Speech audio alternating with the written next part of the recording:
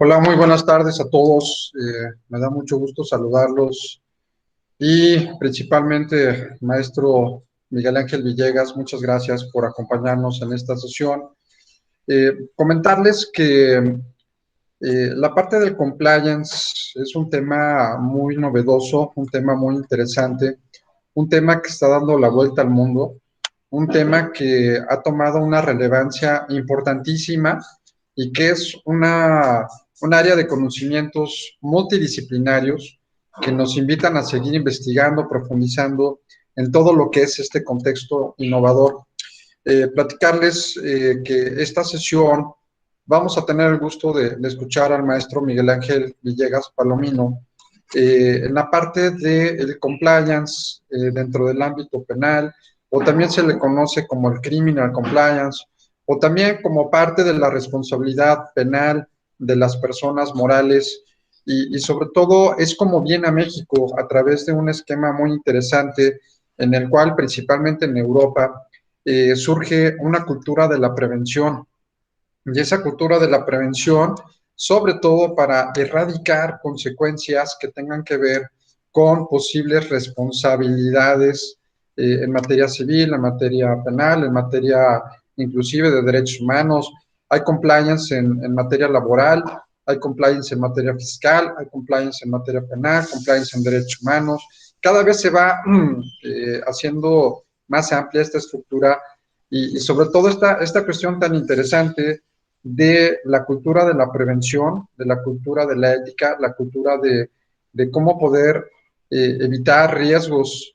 Y en esta ocasión, el maestro Miguel Ángel Villegas nos va a hacer favor de hablarnos sobre qué está sucediendo en el tema de la responsabilidad penal de las personas morales. Era un mito, inclusive ya obviamente el maestro Villegas nos comentará sobre esto, pero era un mito al principio pensar que las personas morales pudieran ser responsables de la comisión de un delito. No era una circunstancia pues muy difícil de poder castigar bajo la estructura tradicional y clásica del derecho penal de lo que era la privación de la libertad como uno de los elementos de la sanción que podría generarse en materia penal.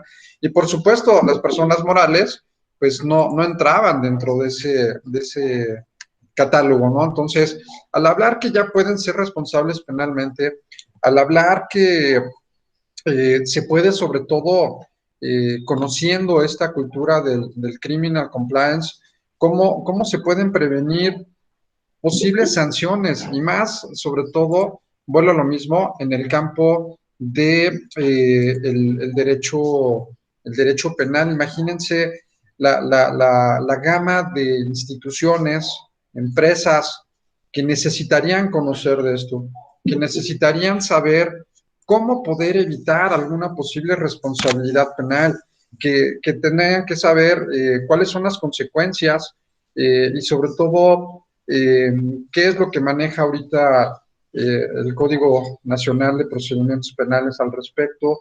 Y bueno, ya no quiero abundar más. El maestro Miguel Ángel Villegas Palomino, a quien tengo el gusto de conocer, un excelente penalista, un excelente amigo, además, catedrático de la Facultad de Derecho de la Universidad de Celaya y presidente de la Academia de Derecho Penal. Así es que, pues, te cedo el uso de la voz, Miguel Ángel, no sin antes agradecerte el que nos acompañes en esta tarde. Y para las personas que quizá no tienen el gusto de haberte conocido, ya sea en la academia o en algunas otras actividades, si quisieras primero hacernos una breve semblanza de tu desarrollo profesional y luego estaremos atentos a escuchar tu participación. Así es que bienvenido, muy buenas tardes a todos y te escuchamos con atención. Gracias, Miguel Ángel. Bueno, primeramente de todo, muchas gracias, doctor Sergio, por la oportunidad de permitirme compartir estos momentos con todos tu gente que te sigue, lógicamente a través de tus grandes programas que tienes de investigación en temas de derechos humanos y en todo el ámbito jurídico, de argumentación jurídica. Te agradezco la oportunidad que siempre me has dado y sobre todo el apoyo que hemos tenido en la Universidad de Celaya. Su servidor, como dice el doctor Sergio, pues mi nombre es Miguel Ángel Villegas. estudié yo en la Facultad de la Universidad Autónoma de San Luis Potosí y posteriormente de esa eh, licenciatura estuvimos laborando primeramente en la Procuraduría de los Derechos Humanos del Estado de San Luis Potosí y posteriormente nos incursionamos, yo les digo así, son de broma, nos venimos al bando de los rudos y nos venimos a la Procuraduría General de Justicia del Estado de Guanajuato. Eso fue a partir precisamente del año del 95 y estuvimos como agentes del Ministerio Público allá en la zona norte, San Luis, allá de San Luis San Felipe, Torres Mochas, y posteriormente ya ocupando el cargo de jefe de zona al año y medio de entrar a la Procuraduría, y el cual estuve ejerciendo como jefe de zona en los municipios de San Luis de la Paz, San Miguel de Allende, Dolores Hidalgo, Guanajuato Capital, Salvatierra, Celaya, y después, lógicamente, de estar ya un rato ahí, nos hicieron director de averiguaciones previas, los cuales solamente hay 4 en el estado. Ocupé yo uno de ellos en este estado del estado de aquí de Guanajuato, del estado de Guanajuato. Y posteriormente hice una maestría también por parte de maestría en Derecho Penal, y posteriormente tengo una maestría también por parte del Instituto Nacional de Ciencias Penales en juicios orales. Y realizamos también otros estudios por ahí también en la Universidad del Centro de México. También estuvimos ahí con una maestría también en juicios orales, ¿no? Entonces, nuestra materia siempre ha sido la cuestión penal, como refiere el doctor Sergio. Hemos estado incursionados en esta área del derecho penal, y es una reseña de aparte de que actualmente, pues lógicamente tengo mi despacho jurídico y he estado ya en litigio aproximadamente 11 años también ya litigando el área penal, ¿no? Eh, Espero yo que esta remembranza, bueno, pequeña, les sirva pues, de apoyo un poquito lo que yo he hecho, lógicamente, a lo largo de mi vida profesional, y como bien lo acotó el doctor Sergio, esto es propiamente mi mundo en el derecho penal, ¿no? Pues, si me permite el doctor Sergio, pues vamos a entrar en materia, y ya él nos va marcando las pautas si lo dejamos al final la cuestión de preguntas. Yo creo que así sería, ¿verdad, doctor Sergio? Adelante, ¿Cómo? sí, por favor. Ok, pues bueno, vamos a tocar el tema del compliance penal concretamente, y lo importante primeramente es que surge, y todo siempre, como es un tema, bien lo dijo acertadamente el doctor Sergio, es un tema novedoso. ¿Por qué? Porque en otros países, sobre todo en la cuestión la Unión Europea, todos, pues son temas que ya ellos inclusive van muy avanzados en estos temas, pero aquí, lógicamente, como él lo dijo, se veía como imposible, como si no se veía algo que no se fuera a dar en nuestro México actual.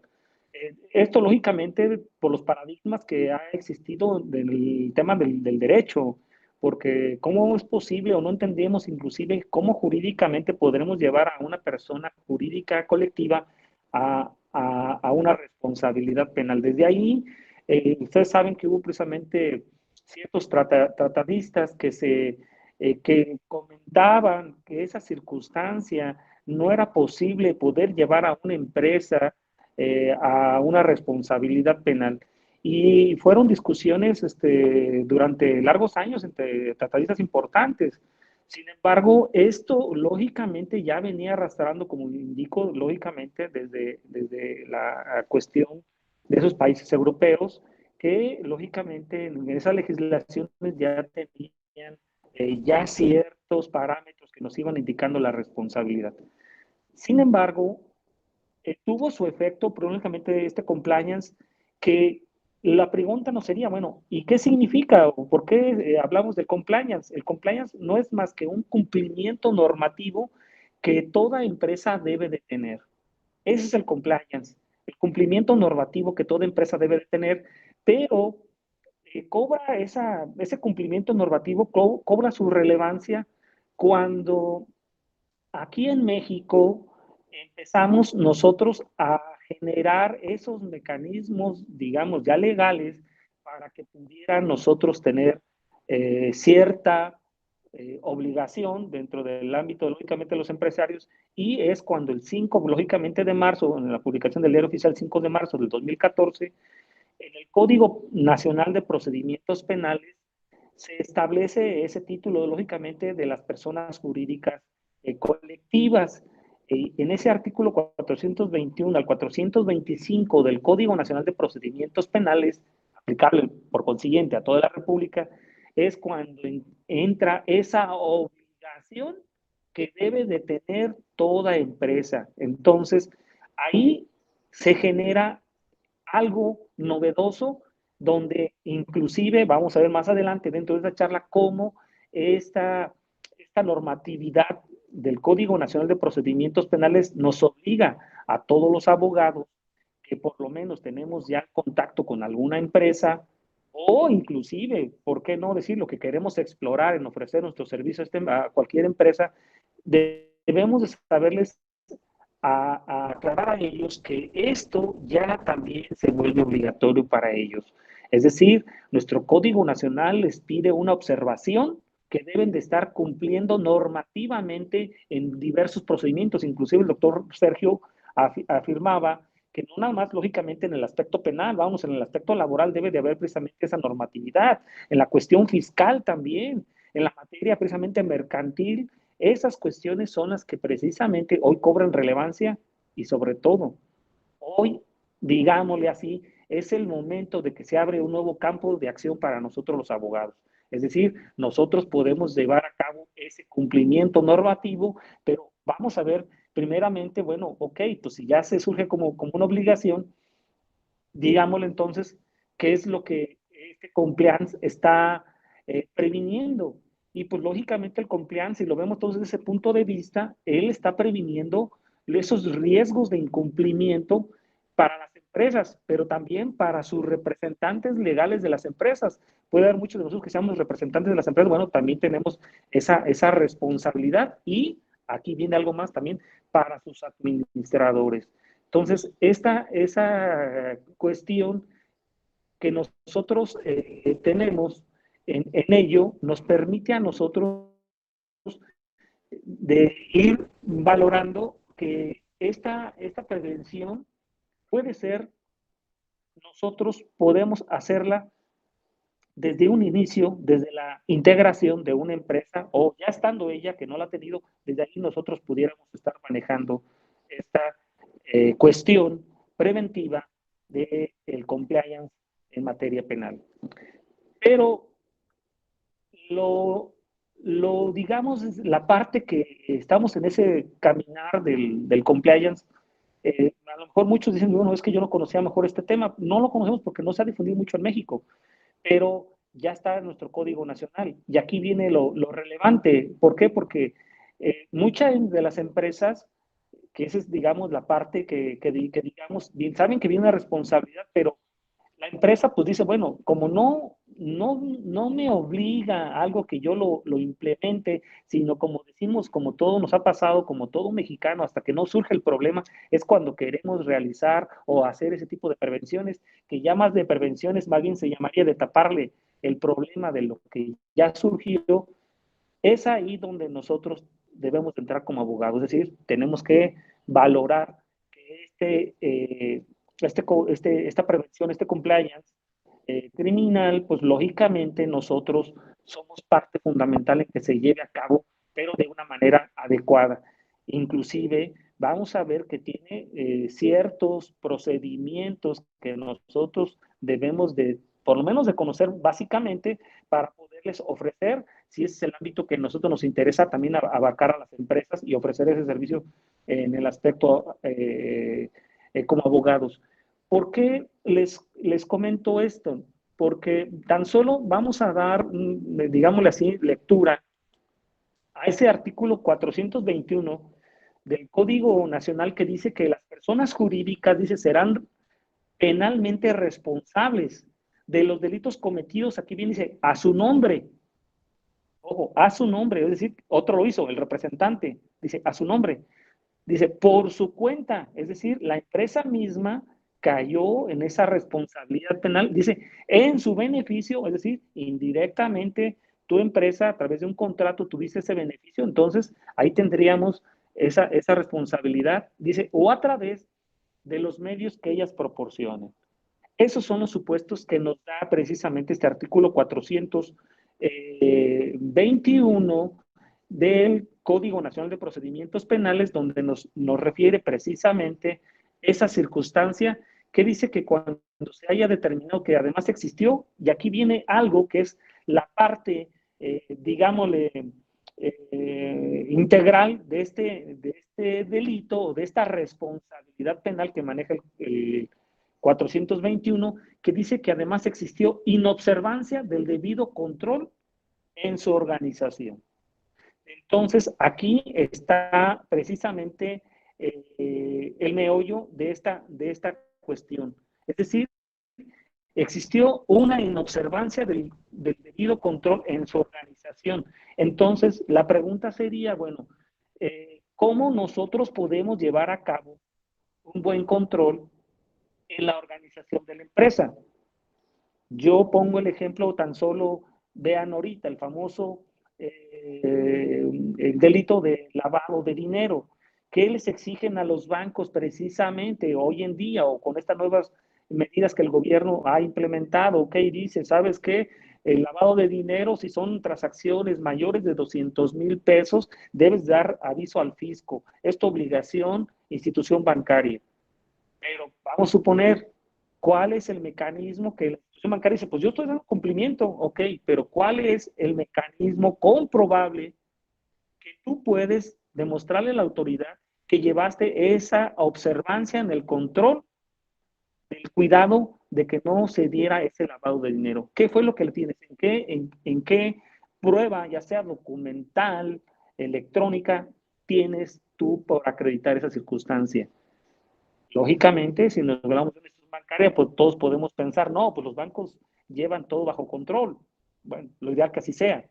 Pero vamos a trasladar lo mismo a una empresa. La empresa no lleva ningún control de todas las transacciones y eso, téngalo por seguro. Yo llevo algunas empresas, no tienen a veces el control ni siquiera de todas las transacciones que se hacen con gente que están llevando a cabo ciertos negocios mercantiles. Y entonces, por consiguiente, tampoco ese debido control en el manejo financiero nos genera también que si surge ahí un ilícito de carácter penal, entonces ya sea como un fraude que se haya cometido como refiere la empresa, y si la empresa no llevó el control debido en esos mecanismos, nos generará a nosotros como empresa una responsabilidad de carácter penal por esa inobservancia del debido del control en nuestra organización.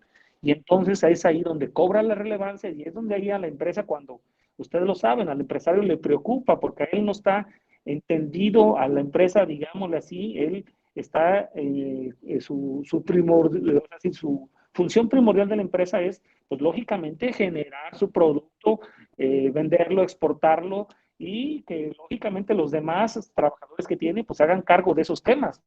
Y dentro de esos trabajadores que se encargan de esos temas, pues se encuentran nosotros como abogados.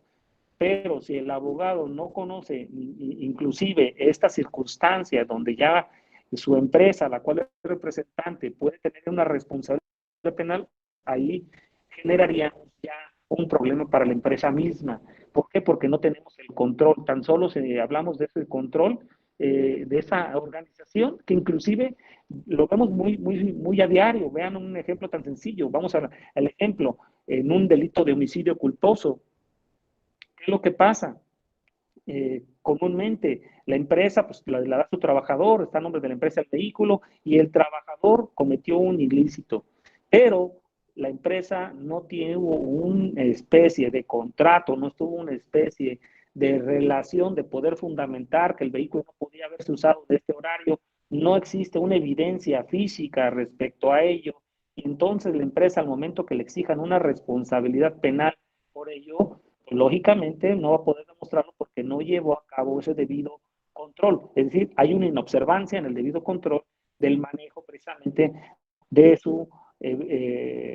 de sus vehículos que fueron utilizados por sus empleados. Eso ahí donde tendríamos nosotros que tener mucho cuidado en lo que está haciendo cada una de las empresas.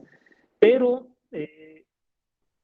esto, vean que mucha gente dice, bueno, es que me han comentado, dice, bueno, es que al final de cuentas, bueno, pues el chofer tendrá que asumir su responsabilidad. Claro, por eso este artículo 421 dice, lo anterior con independencia de la responsabilidad penal en que pudieran incurrir, lógicamente, tanto sus representantes, los administradores, es decir, que no se que limita solamente al autor material del hecho, sino también puede haber que exista una responsabilidad en el administrador que no llevó a cabo su función en tener ese debido control en el manejo de la empresa. Entonces, va más allá, no se limita la responsabilidad penal, lógicamente, a una sola persona, como antes sucedía en la legislación penal, que donde nada más, ustedes recordarán que solamente pues decían pues que tenga la responsabilidad solamente la persona que lo hizo y entonces la empresa quedaba fuera. Y si querías manejar alguna cuestión con la empresa, pues la manejabas lógicamente a través de una responsabilidad civil objetiva y la manejabas en la vía civil, pero no había alguna circunstancia penalmente, por lo menos ya en el texto, que así lo estableciera. Ahora nuestro Código Penal ya lo está manejando, ya lo está contemplando y esa parte entonces que señala nuestro Código Nacional de Procedimientos Penales nos da a nosotros como abogados que pongamos alerta y entonces tengamos que también tener esa, digamos, comunicación con las empresas a las cuales les estamos dando esa asesoría, ¿no? Eh, porque también digamos, este artículo también nos señala que el Ministerio Público podrá ejercer esa acción penal en contra de esas personas jurídicas. La excepción que hace la regla, ¿a qué personas jurídicas que hace la regla? Solamente dice que serán las instituciones estatales, independientemente de la acción penal que pudiera ejercitarse contra las personas físicas involucradas en el delito cometido. Es decir, sí se van contra la persona física, pero si está involucrada esa institución estatal, esa sería la excepción a la regla que maneja nuestro Código Nacional de Procedimientos Penales. Es decir, todas las demás, todas las personas jurídicas colectivas, excepto las instituciones estatales, ¿no? Pero volvemos a lo mismo, con independencia de la responsabilidad penal que sí tiene la persona física involucrada en este hecho. De ahí, por eso lo que decía el doctor, pues bueno, el doctor Sergio, o sea, esto es novedoso porque pues antes nos limitaban nomás a la persona física y dejábamos a un lado a esas personas colectivas. Y recordaremos muchos, los que estuvimos en Procuraduría en tiempos lógicamente atrás, pues veíamos también cómo lógicamente a veces el patrón pues dejaba al pobre trabajador ahí morir a su suerte en una cuestión penal porque sabía que el que tenía que responder por lo menos con su patrimonio era la persona física que había estado involucrada en el hecho y ella se deslindaba. Inclusive a veces me tocó varios casos cuando estuve ahí en la Procuraduría, que inclusive la misma persona moral, digamos hasta maliciosamente, a pesar de que sabía que él había prestado la unidad en estas condiciones, ellos presentaban denuncia en contra de su propio trabajador. Ahora ellos se sentían también ofendidos por los daños ocasionados también a la unidad. Pues el pobre trabajador si no podía pagar la muerte de una persona, pues mucho menos ahora el daño también ocasionado a la empresa. Y ahí se la pasaba encerrado, cuando en realidad debió haber tenido una responsabilidad penalmente la empresa por no seguir los protocolos, por lo menos de lineamientos en donde se le hubiera indicado al trabajador, ¿sabes qué? La unidad no la puedes conducir si estás en estado de ebriedad, tales horas la tienes que dejar, y todo eso debe de estar documentado. Lo que hoy nos pide, lógicamente, esta nueva reforma a nuestro Código Nacional, que es decir, que nos está pidiendo que la empresa tenga ciertos protocolos de organización para que, como han dicho otros autores que han tocado estos temas, se convierta esta, digamos, este debido control se pueda tomar digamos, o surge como si fuera, no lo digo que lo sea, pero puede surgir como si fuera un excluyente de una responsabilidad a favor de la empresa. Es decir, ¿a qué? ¿Por qué nos puede servir como excluyente? Pues si la empresa demuestra que ella sí lleva un debido control. Si lleva un debido control, pues la empresa, por lo tanto, demostrará que no puede ser penalmente responsable porque ella sí observó todo lo que le indica, inclusive, vamos a ver más adelante, hay normas mexicanas que nos, digamos, nos dan los parámetros para que una empresa debe de tomar como directriz, que si bien es cierto, vamos a ver que esa norma no es obligatoria, pero sí, sí esa norma mexicana sí nos maneja una directriz que ya ha emitido precisamente la Secretaría de Economía para que la empresa pues siga una normatividad y por lo menos nosotros podemos establecer, ustedes lo saben como abogados, podemos argumentar que por lo menos la norma que debemos conocer o que la empresa debe de conocer, que es precisamente esa norma, la 19600, pues bueno, pues entonces esa norma, pues por lo menos sí la estamos cumpliendo, ¿no? Que es algo que nos pediría por lo menos tener el conocimiento de esa norma que rige lógicamente a las empresas aquí en México. Pues bueno, pues por lo menos saber de que esa norma la conocemos y que sabemos que nuestra empresa la lleva a cabo, ¿no? De ahí viene esa famosa, ese cumplimiento normativo a que nos referimos, que es el compliance penal. Bien, pues en base a ello, mucha gente piensa que si eh, esta acción penal o esa responsabilidad penal eh,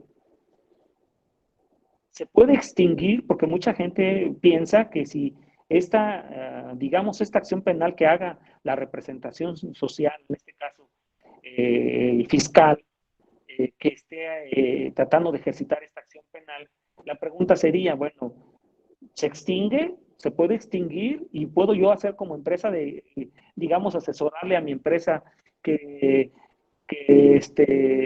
se fusione, inclusive que a lo mejor que desaparezca? Y el código es claro, dice, no se extinguirá, el Código Nacional dice, no se extinguirá la responsabilidad penal de las personas jurídicas cuando se transformen, fusionen, absorban o se cindan. Es decir, no por haber hecho eso, la empresa no tendrá responsabilidad penal, no se va a extinguir, aunque se fusione, digamos, con tal de evitar la responsabilidad penal. Ah, es que me fusioné con otra, no, sigues teniendo la responsabilidad penal la empresa. Eso es lo relevante que dice nuestro código.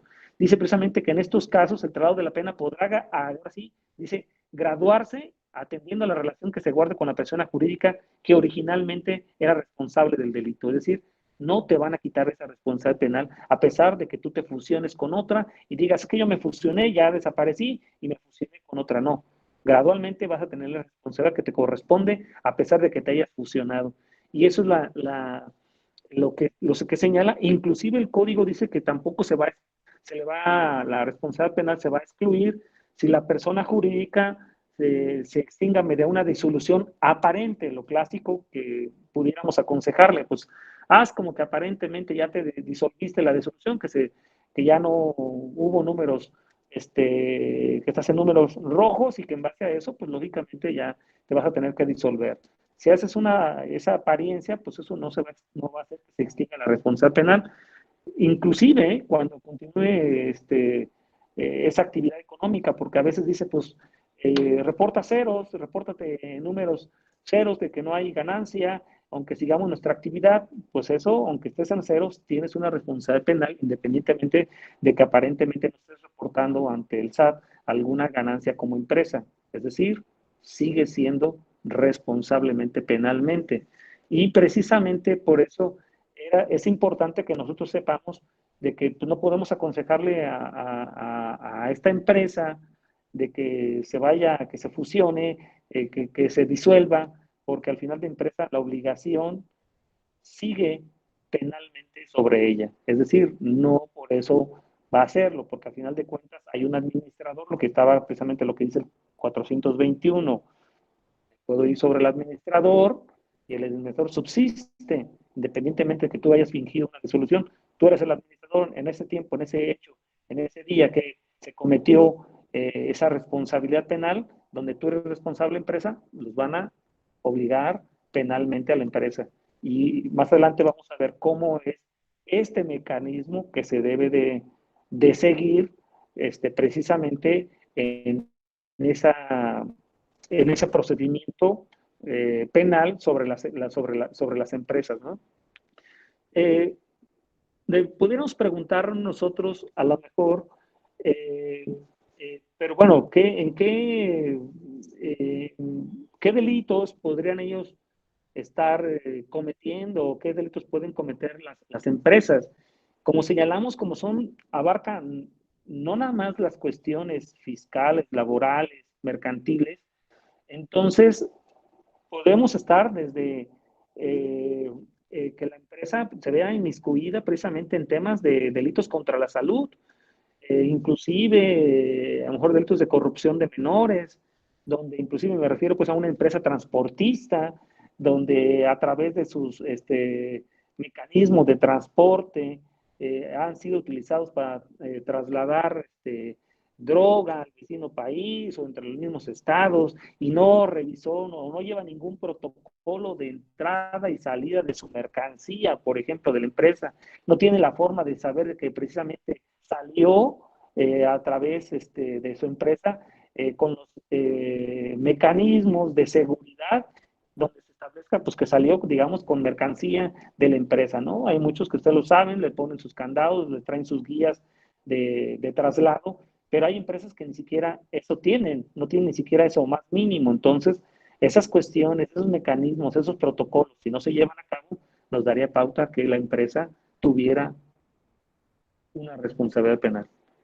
Aquí es, digamos, importante para nosotros que se empleen esos mecanismos, porque inclusive pudiéramos estar hablando también, ¿por qué no?, que hablábamos de ese tema del lavado de dinero, inclusive precisamente cuántas empresas hemos visto hoy en día a través, lógicamente, de los medios de comunicación, que son empresas, inclusive esas empresas fantasma, y que a lo mejor a ti te utilizaron también como empresa, como un tercero y estás generando un dividendo o una ganancia hacia otra persona a sabiendas que tú no te cercioraste que esa empresa estaba bien establecida y que de esa empresa, lógicamente era una empresa fantasma, y que esa empresa está generando un fraude, un mega fraude a terceros. Y entonces es ahí, al no haber observado esos mecanismos que te obligaban a ti como empresa de haberte cerciorado, nos generan lógicamente una responsabilidad penal.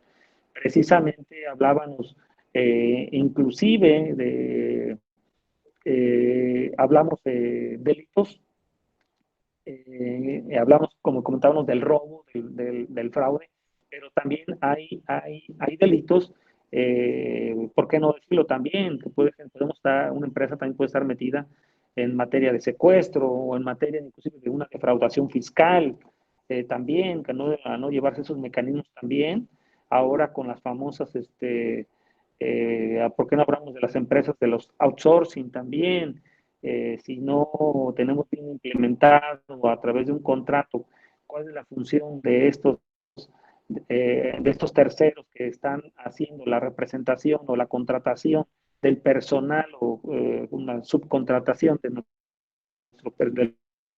personal que tenemos, y nosotros no tenemos cuidado en proteger a la empresa a través de un mecanismo, documento, contrato al respecto, pues nosotros mismos estamos obligando a la empresa y sobre todo también la estamos poniendo en riesgo que tenga una responsabilidad penal. Podríamos hablar precisamente también algún delito de a la Ley General de Títulos y Operaciones de Crédito, por ejemplo, también no tener los mecanismos adecuados que llevan a cabo precisamente financieramente también lo de la empresa, es decir, cómo haces tus ingresos, tus egresos, cómo los estás llevando, hacia dónde los estás destinando, o si no tenemos ni siquiera la forma a veces de comprobar esos ingresos en la empresa. Lo vemos a veces en nosotros mismos. Hay a veces que generamos factura, no sé qué, o no generamos factura. Entonces hay cuando entra un ingreso y no podemos después acreditarlo ante la autoridad fiscal, no tenemos los mecanismos ni siquiera para establecer a dónde fueron a parar, tendríamos ese problema, lógicamente, para una responsabilidad de las empresas. De ahí precisamente la importancia que nosotros debemos saber, bueno, entonces debemos que tener a una empresa blindada, podemos decirle así, claro, que es nuestra obligación blindar a la empresa a la cual le vamos a prestar el servicio. ¿Para qué? Pues para que ella se sienta segura de que tanto laboralmente, penalmente, mercantilmente, fiscalmente y en todas las materias, pues la tenemos protegida. Por eso se habla de un blindaje que hoy en día la empresa requiere. Es decir, ya no es de que quiera, sino que es algo que debe de contar y tener toda empresa, por lo menos aquí en México, y ponernos en esa vanguardia que hacen los países europeos. Por eso, inclusive, puse el ejemplo de los bancos, que eran los que, digamos, antes de esta reforma, siguen cierta normatividad, tienen manuales de procedimiento, tienen protocolos de procedimiento. Bueno, pues hoy la empresa en México tendría que tener esos manuales que nos señala, lógicamente, que debemos nosotros tener aquí presente, ¿no? Eso es algo fundamental. Pero empezaríamos a tocar el tema de que, bueno, ok, ¿y cuál sería, ahora dirán ustedes, bueno, una consecuencia de no haber observado ese debido control, esa debida observancia en el cuidado que le incumbía a la empresa en el manejo de su organización por parte, lógicamente, del administrador general, del gerente, del representante, ¿por qué no legal, que le confiaron ciertas facultades para poder contratar, obligarse en nombre y representación de la empresa? ¿Qué consecuencias jurídicas tendría? Bueno, el artículo 422 del Código Nacional de Procedimientos Penales nos señala lo siguiente. Dice que las consecuencias jurídicas que podría tener es la famosa sanción pecuniaria o multa. Esa sería una consecuencia jurídica.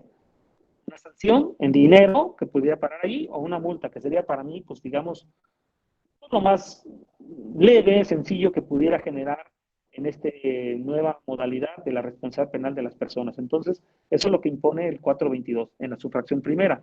Pero en su fracción segunda ya va, digamos, aumentando y dice, bueno, otra de las sanciones que tendrías tú por no haber hecho ese debido control es el decomiso de instrumentos, objetos o productos del delito. Es decir, con lo que hiciste, el instrumento, ¿ok? Lo que obtuviste, te voy a decomisar también esa cuestión. Entonces, utilizaste tu empresa, pues te voy a decomisar todo lo que tú tengas ahí de la empresa, lo que utilizaste, tu haber patrimonial, tu carga vehicular, etcétera. Entonces, eso habría un decomiso de los cuales ahí la empresa, pues, de entrada, pues ya se vería mermada. Otra consecuencia también habla ahí, pues habla de una disolución, que ese es para mí, digamos, le vamos a pensar que mi empresa, pues aparentemente estaba bien, o la empresa que yo estoy representando aparentemente estaba bien económicamente, pues también por una circunstancia pueden ordenar que la autoridad ejecutora, el juez de ejecución, podrá solicitar la disolución de la persona jurídica colectiva. Entonces, ahí vean la consecuencia grave, es decir, puede ordenarte la disolución. Y entonces vamos a pensar que una empresa que realmente pues siempre ha estado bien, pero cometió un error al asociarse, al haber celebrado un contrato con un tercero y ese tercero hizo ese lavado de dinero, esas cuestiones que estamos hablando, pues podría traer como consecuencia una disolución de la sociedad, tal y como se llama el artículo 422 en su fracción cuarta. Y lógicamente, pues habrá las sanciones penales, como dijimos, también de la persona física, ¿no?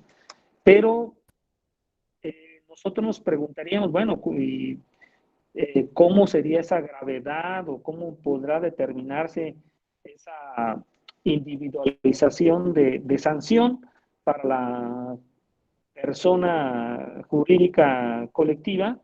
Pues el Código Nacional nos maneja ciertos criterios que el juez digamos, tanto el juez de oralidad como el juez de ejecución tomará en cuenta. Uno de ellos es la magnitud de la inobservancia del debido control de su organización.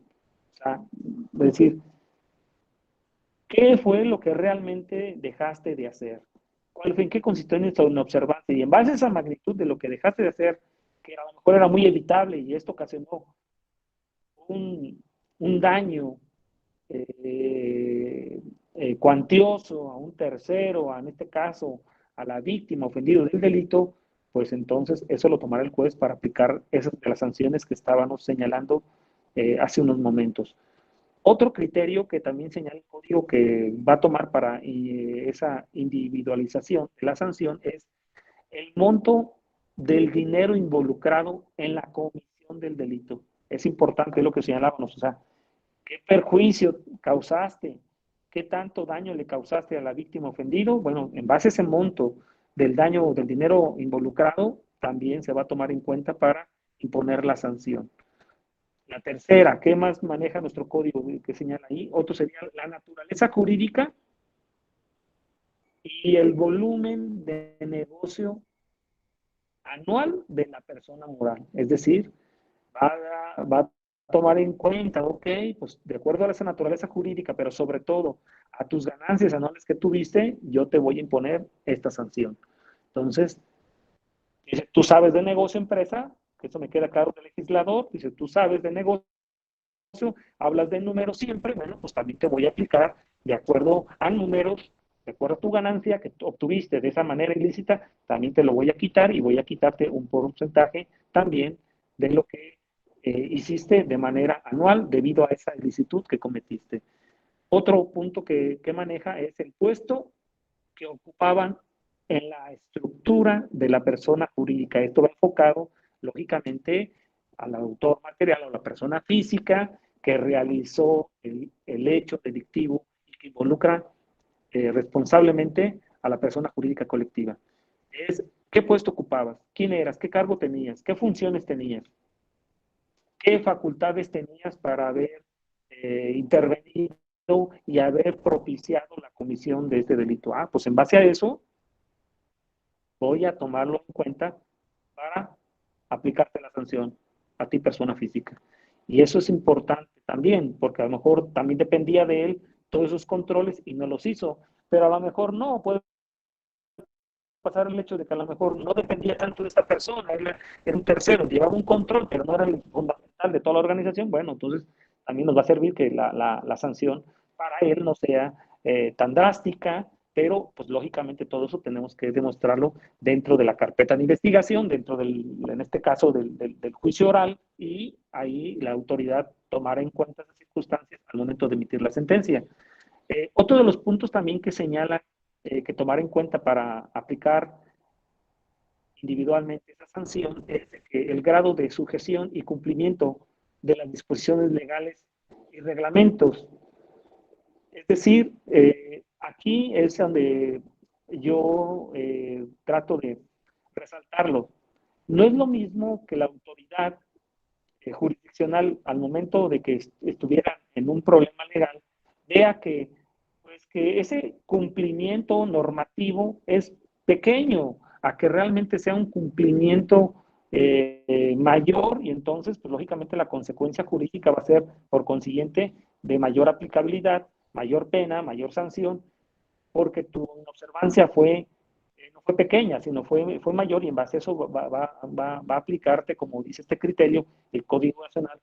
Es decir, bueno, también hay que ver cuál fue, en qué consistió tu inobservancia, si tu cumplimiento a la disposición fue apegada, pero te faltó esto, bueno, pues entonces la aplicación de la sanción no sería mayor, no voy al ejemplo, ok, te pongo una multa y con eso sería más que suficiente, ¿no?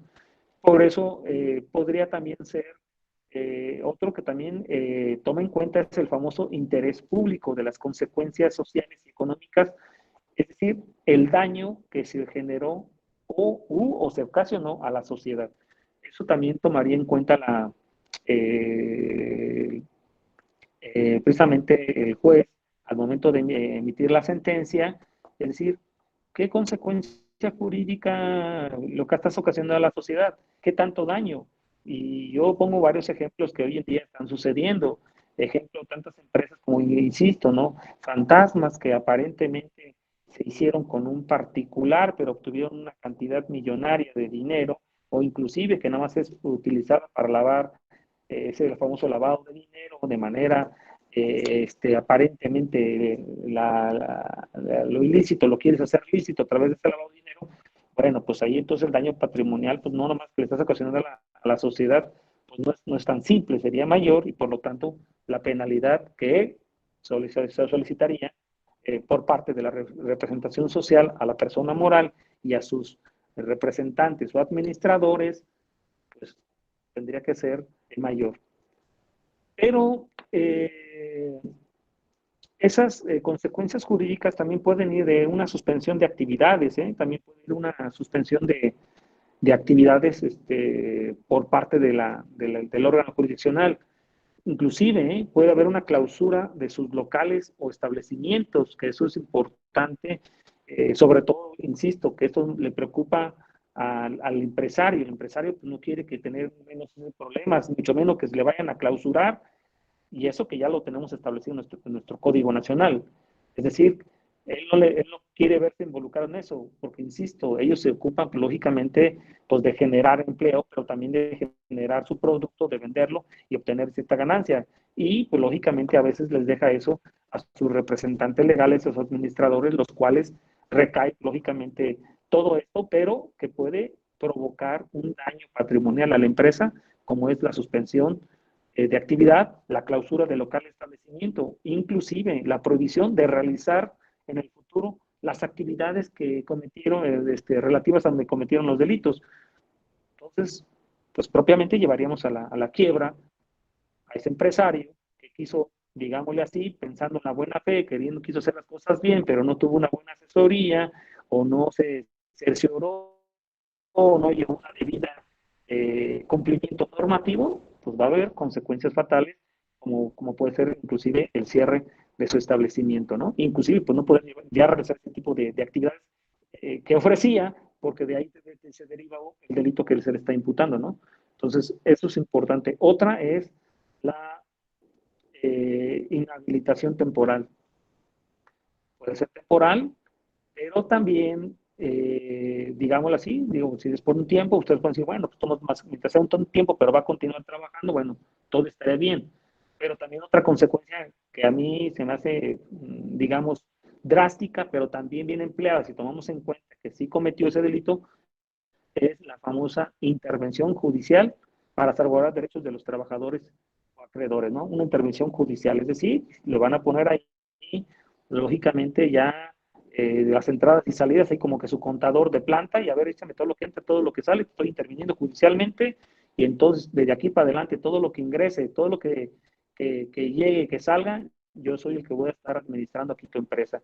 Eso puede ser a través de una intervención judicial, a efecto de que pues, también garantizar, hay que tomar en cuenta, porque esto deriva, lo que comentamos, también laboralmente. Pues, si el trabajador va a ver que su empresa va a sufrir un cierre, un menoscabo, y de ahí se devienen todas las demandas laborales, pues lógicamente la obligación de la autoridad jurisdiccional es hago una intervención y ahí también garantizo primeramente ese pago a los trabajadores en cuanto a sus salarios, sus aguinaldos, todas las prestaciones de ley que corresponden en materia laboral, pues eso también es importante, ¿no?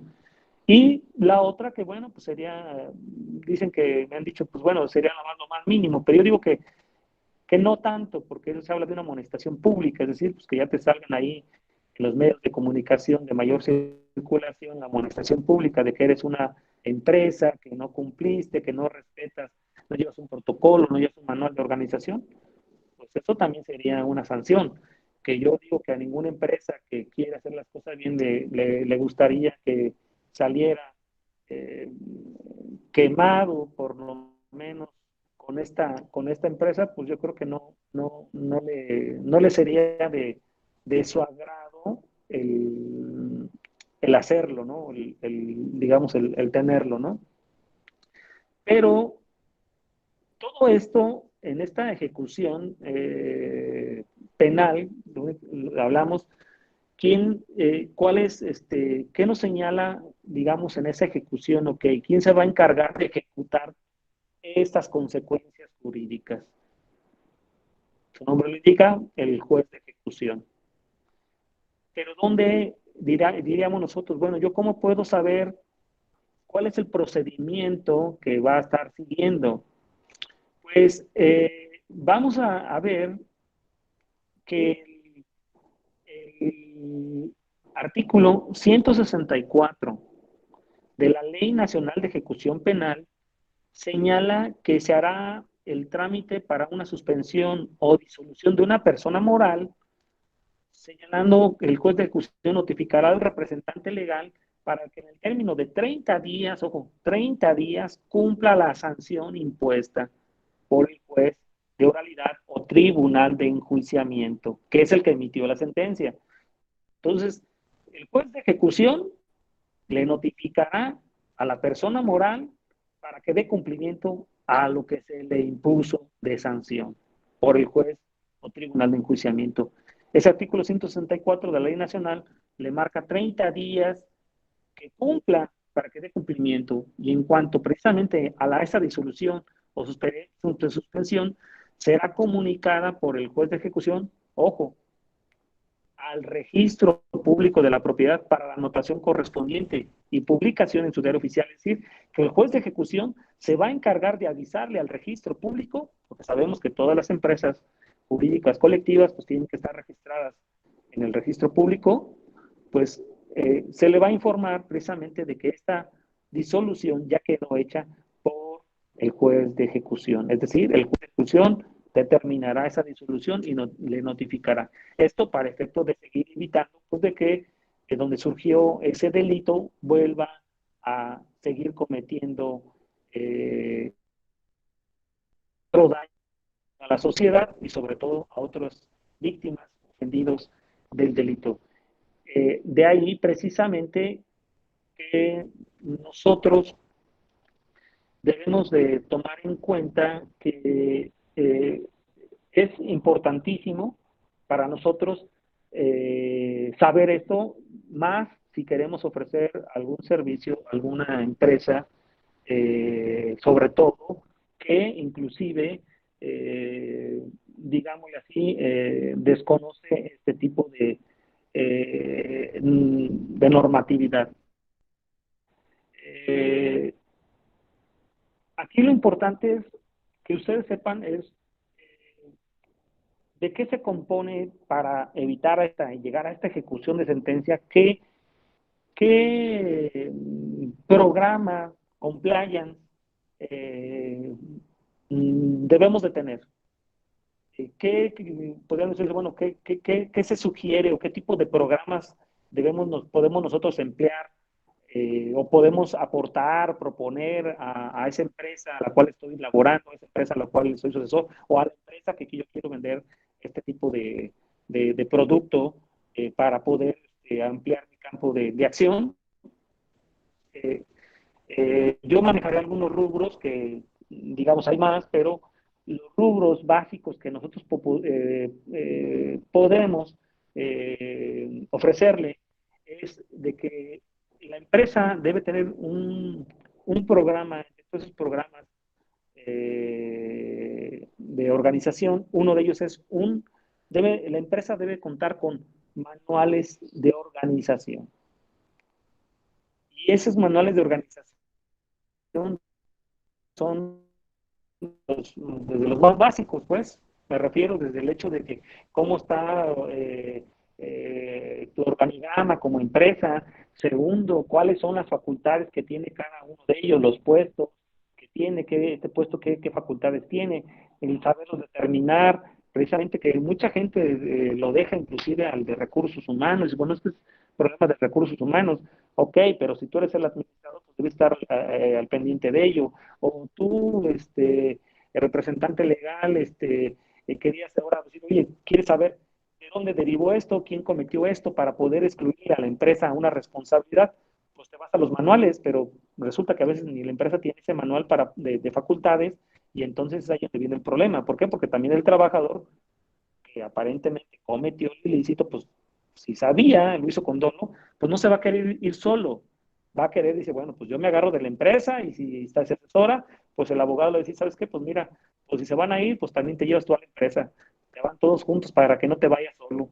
Y en base a eso tú vas a poner en claro que no hay ninguna evidencia y a la empresa pues también le va a preocupar que salir o solucionar su problema porque sabe que ya también el trabajador los va a echar de cabeza que no hay ningún manual de organización. Entonces, el programa que se propone, bueno, pues que las empresas tengan manuales de organización en todos los ámbitos, desde el ámbito hablamos de un reglamento interior que debe estar, todos lo sabemos, registrado ante la Junta Local de Conciliación y Arbitraje o la Junta Federal. Pues bueno, desde ahí, ese es un manual, es el reglamento interior de los trabajadores, pues desde ahí empieza algo primordial para la empresa, pero si ni siquiera lo tenemos, estamos incumpliendo en ello, vamos a tener problemas. Llámese ahora otro manual de entradas y salidas, manual de mi movimiento vehicular, cómo se deben de mover todos estos, todo eso debe de ir en un manual.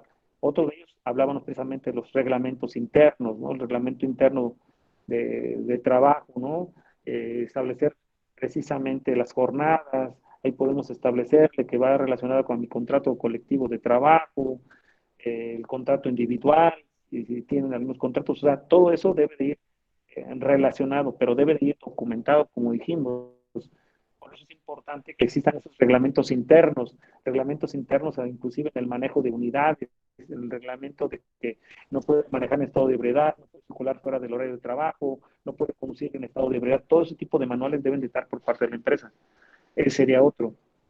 Otro de ellos también ¿no? es lo que comentábamos ahorita al inicio, ¿no? Los manuales de puestos. Los manuales de puestos es otro programa que debe de haber indudablemente en la empresa.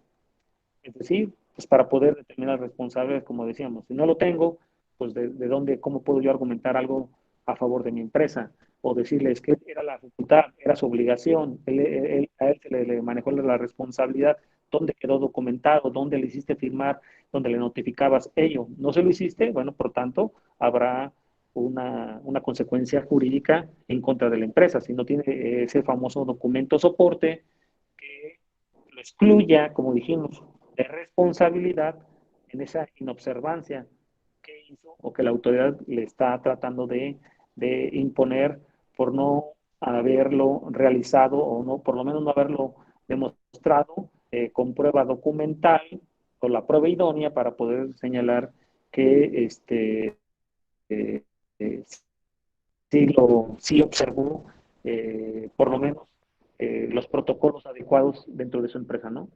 Y otro también es importante, debe de haber unos canales de denuncia interna.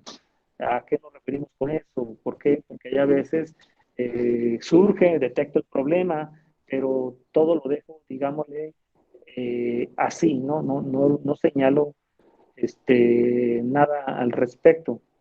Es decir, no se señala que hubo un mecanismo adecuado al respecto en ese canal de denuncia. Te diste cuenta del hecho, pero no hiciste nada, te quedaste con esa circunstancia y esa omisión de no haber hecho nada, ni siquiera denunciarlo, ponerlo puesto en conocimiento, pues generó precisamente que se cometiera ese delito. Tú lo sabías, pero no lo dijiste, pues lógicamente generó un problema. Entonces, eso también, ¿no? Ese tipo de canales de denuncia interna también es importante que toda empresa debe de tener, ¿no? De ahí que precisamente debemos de tomar en cuenta que los riesgos para la empresa, pues, abarcan diferentes áreas, como comentábamos nosotros, ¿no? Lo laboral, lo mercantil, lo fiscal, ¿no? Pero eh, decíamos nosotros, bueno, ¿qué normas rigen? Es la parte que también yo creo que debemos de ir estableciendo. ¿Qué normas rigen los programas de compliance? Qué normas nos rigen? Bueno, las normas que nos rigen, hay incumplimientos, está precisamente una norma internacional, que es la ISO 19600. Ojo, esa norma es una norma que es una guía precisamente internacional que dota precisamente a todas las organizaciones de un sistema de gestión de compliance. Es decir, esa norma, el ISO 19600, es importante que nosotros debemos de tener en cuenta cuando vayamos a ofrecer el producto, porque ahí nos va determinando precisamente cuáles son esas directrices que cada empresa debe de tomar en cuenta para poder, para poder tener por lo menos un excluyente, como digo, como si fuera un excluyente de responsabilidad, y poder decirle a la empresa, ¿sabes qué? Mi empresa sí observó por lo menos las normas que han existido hasta el momento, que si bien es cierto, no son obligatorias y sirven de parámetro para establecer en este tema de la responsabilidad penal, pues poder decir, yo, mi empresa sí llevó sí llevó un debido control y por lo tanto, pues no tiene una responsabilidad penal porque ella hizo lo que humanamente eh, administrativamente y organizacionalmente le era posible y lo hizo precisamente cabalmente. Entonces aquí la responsabilidad va a ser para la persona física, pero no para la empresa, ¿no? Entonces, esa es una norma.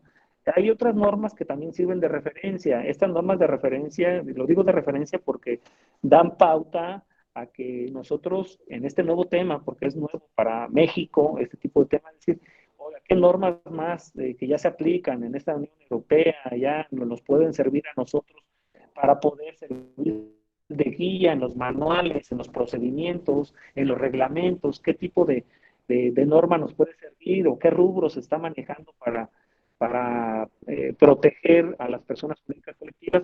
Existe una norma, son las normas españolas, que es lo que la mayoría se está basando también en ellas, la norma española, que es precisamente la UNE, la 19.600, y la UNE ISO 37001. Estas establecen lineamientos en materia de compliance, pero también en sistemas de gestión antisoborno. Son dos normas, pero ahí vienen en algunas, en ellas, sobre todo en la primera que les mencioné, en la 19.600 de la UNE, ella nos señala precisamente varios aspectos relativos al compliance en materia penal y fiscal y laboral, todo ese tipo de temas, ¿no? ¿Qué lineamientos o qué norma norma mexicana tenemos nosotros como reguladora, como yo les decía, como directriz propiamente, como directriz para observarla? La norma mexicana que nosotros tenemos es la MX CC 19600 IMNS 2017. Que es precisamente del sistema de gestión del cumplimiento, directrices. Esta norma mexicana trata más que nada de orientar a la empresa, donde con esa orientación que trata esta norma mexicana, compañeros, trata más que nada de ahí, o sea, los invita más que nada a desarrollar, implementar, complementar, evaluar sobre todo también los procedimientos que se llevan a cabo en la empresa, pero también nos ayuda para mejorar a un sistema de gestión del cumplimiento eficaz y responsivo dentro de una organización. Esta norma que les señalo es la que les comentaba, que es la que fue utilizada por parte de la Secretaría de Economía aquí en México y la de la cual muchos de los colegas mencionamos demasiado porque es la parte que al empresario le interesa saber, bueno, quién dijo de esta norma, quién manejó esta directriz. Y cuando hablamos de aquellos que están vinculados a la materia, la Secretaría de Economía dice, ay caray, no, que pues, a mí yo sí tengo que observarla, ese tipo de normas, porque a veces nos hacen revisiones, pues claro, porque son directrices que la misma Secretaría de Economía les pone a las empresas.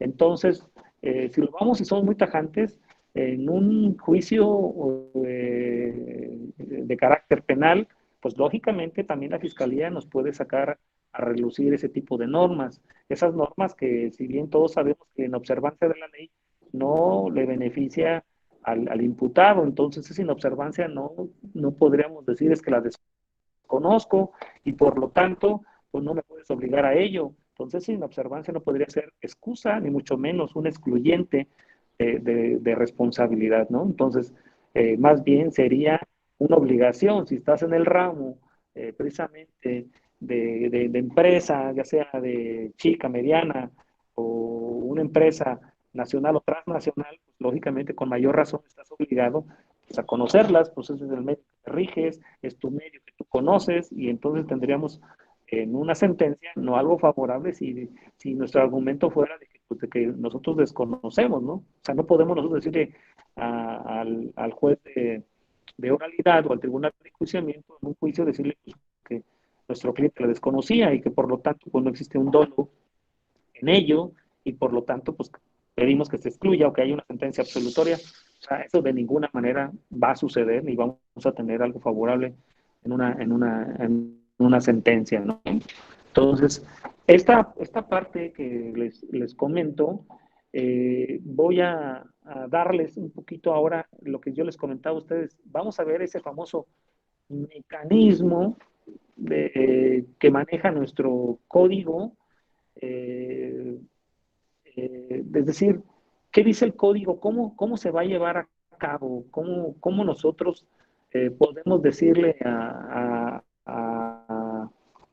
la empresa, una vez que vamos a suponer que ya está, se detectó un ilícito y pues lógicamente la Fiscalía ya inició la carpeta de investigación, que es, vamos ahora un poquito a la cuestión práctica, ¿qué haríamos?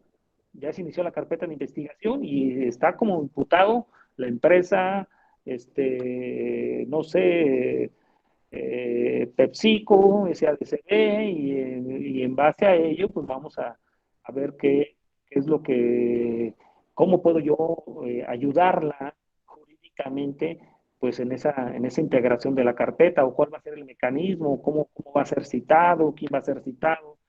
Y el Código Nacional, aunque es, digámosle, breve en ese sentido, sí digámoslo así, sí nos señala eh, eh, ese mecanismo de cómo sería el, de cómo sería la citación y la comparecencia de ello, ¿no? Y para ello precisamente eh, el, el artículo 400, lógicamente 23, el 24 y 425 del Código Nacional de Procedimientos Penales nos señala que precisamente pues que será citado lógicamente ese administrador, ese representante legal de la empresa que ha sido lógicamente señalado dentro de la responsabilidad penal para que precisamente esté y comparezca en todos los actos que, que se van a llevar a cabo, ¿verdad? Todos los actos de investigación por parte de la autoridad. Inclusive, ¿verdad? Pues es darle ese derecho o ese al principio de contradicción, inclusive de publicidad sobre ese hecho que se le está imputando, pues, para que comparezca, para que pueda estar presente en cada una de las actuaciones o esos actos de investigación que lleva la autoridad y poder llevar ese mecanismo de defensa a favor de la empresa.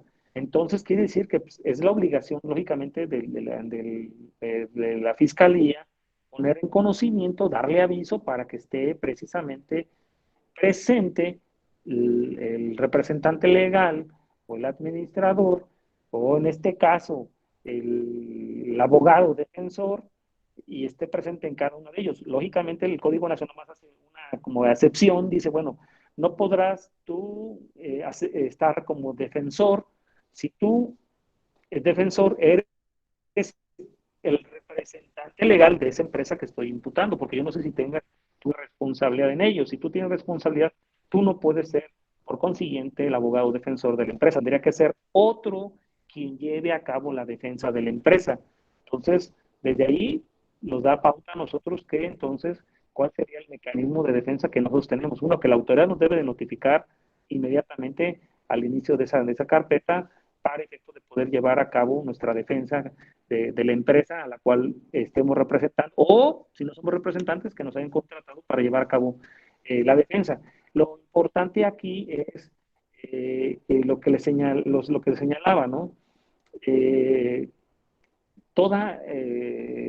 toda carpeta de investigación va a llevar a cabo las etapas que nosotros conocemos en el procedimiento del sistema acusatorio, es decir, pues habrá lógicamente la etapa de investigación inicial, donde el Ministerio Público va a tratar de recabar los datos de prueba en contra de la persona moral, de esa persona jurídica colectiva, tratar de llevar a cabo, pero, aclaro, pues lógicamente con ese derecho de defensa, donde también la empresa podrá ofrecer sus datos de prueba de descargo, por lo menos para evitar que su empresa no sea judicializada, no se envíe la carpeta de investigación al juez de control y vaya a generar una responsabilidad mayor en lo que pudiera ser para iniciar con la famosa audiencia inicial de una formulación de imputación,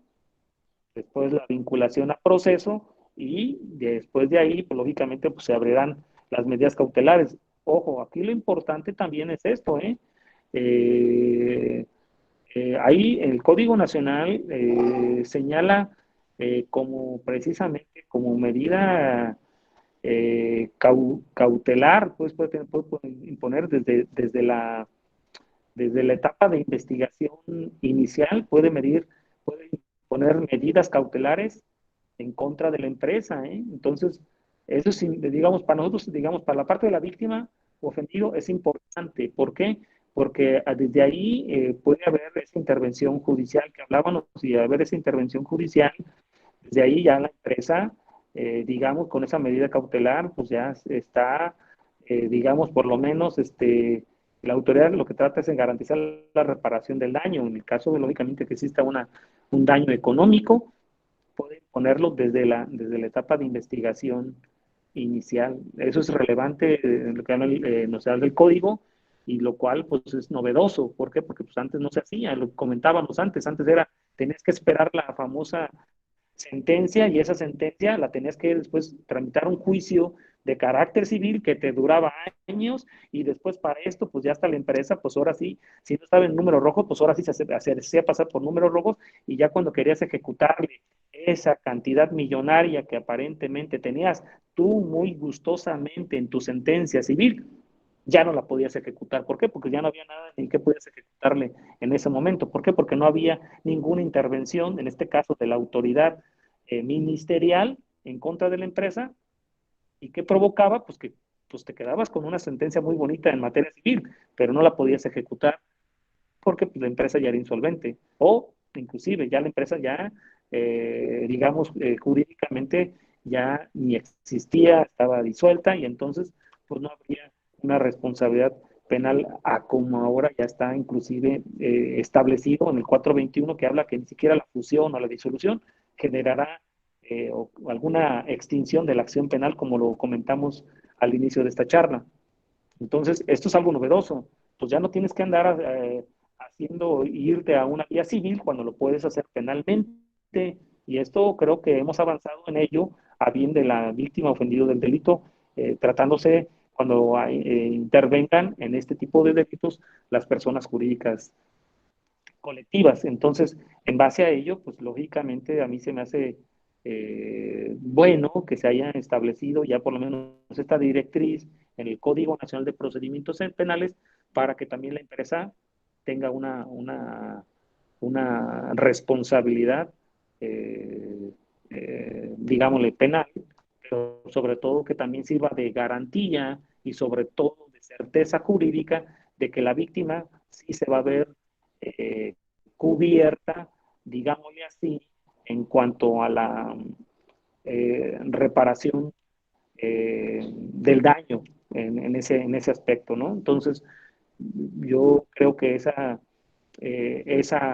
cuestión que hablábamos inclusive de que la misma autoridad puede ordenar esa disolución e inclusive el juez de ejecución llevaría a cabo ese cumplimiento de sentencia, pues ya se me hace a mí grave para un empresario que perdería pues, propiamente su patrimonio porque pues lógicamente de entrada pues ya la empresa está intervenida, ya los ingresos y egresos ya están manejados por un tercero, ya no por él, y entonces pues ya no pudiste sacar o quitarle nada, y al contrario, pues a lo mejor hasta vas a salir todavía debiendo, ¿no? Porque no alcanzó lo que aparentemente tenía tu empresa, pero por lo menos ya está algo garantizado para la víctima. Entonces, es algo muy novedoso, insisto, es algo que vamos iniciando, falta mucho por recorrer, pero que es importante que nosotros veamos que ya en nuestro Código Nacional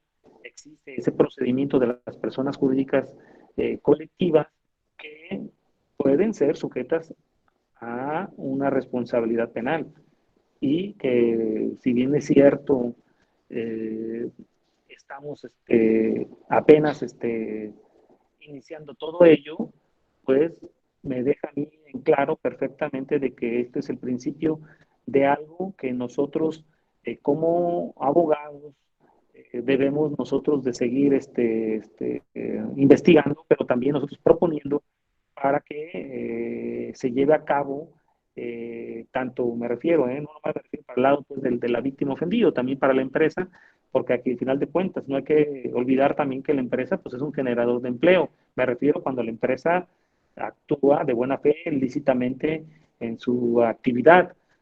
Lógicamente, yo, digamos, mi punto de vista no es apoyar, no es que yo vaya a apoyar a las cuestiones que se generen de manera ilícita, me refiero a las que siempre han estado haciendo las cosas bien, pero por circunstancias que no llevaron un debido control en su organización, pues provocaron, a lo mejor sin que ellos lo querían o no lo deseaban, pero como dice perfectamente el 421, por una inobservancia del debido control, pues les genera un problema, ¿no? Y a lo mejor resulta que esa inobservancia los llevó a la desaparición, disolución de su empresa. Eso sería para mí lo más delicado, lo más grave que yo vería para con ellos.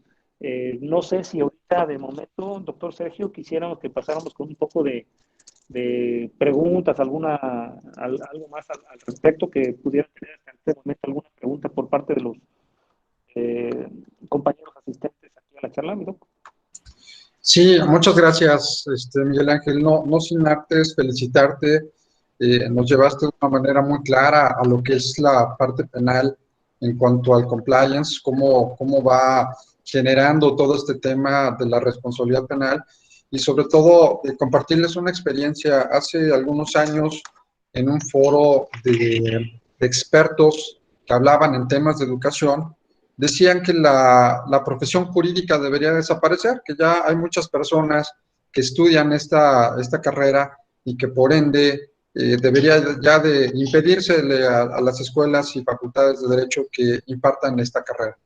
Y sin embargo, cuando tuve la oportunidad de participar, pareciera que todo el mundo piensa que el ejercicio de la profesión jurídica es solamente un área y un área muy específica y un área muy general, cuando ahorita, por ejemplo, puede haber especialidades en muchas áreas, y en esta en particular, por ejemplo, el compliance en materia penal, compliance en materia laboral, compliance en materia fiscal, compliance en materia de Derechos Humanos. Y es una especialidad, y todo esto que nos acabas de comentar es bien interesante, porque desde los manuales de operación, quién va a ser el oficial de cumplimiento, la información que deben tener los empresarios para conocer de manera muy clara, porque las normas no son muchas veces en contenido fáciles de leer.